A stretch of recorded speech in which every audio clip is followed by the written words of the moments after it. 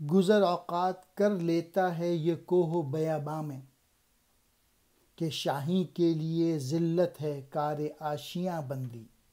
مین message یہ ہے کہ شاہین جو ہے اس کو ہر وقت اڑنے اور اسٹرگل کرنے میں مزہ آتا ہے، اور ساز و سامان میں اس کو کوئی دلچسپی نہیں ہوتی۔ مین ایمفیسس یہ ہے کہ بہادری کے ساتھ زندگی گزارنی چاہیے، حوصلے کے ساتھ، کریج کے ساتھ۔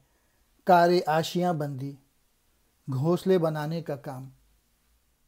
اور آج کل لوگ صرف 2-3 چیزوں پہ ایمفیسس کرتے ہیں کہ جاب مل جائے اور جاب مل کے بس گھر بنا لیں۔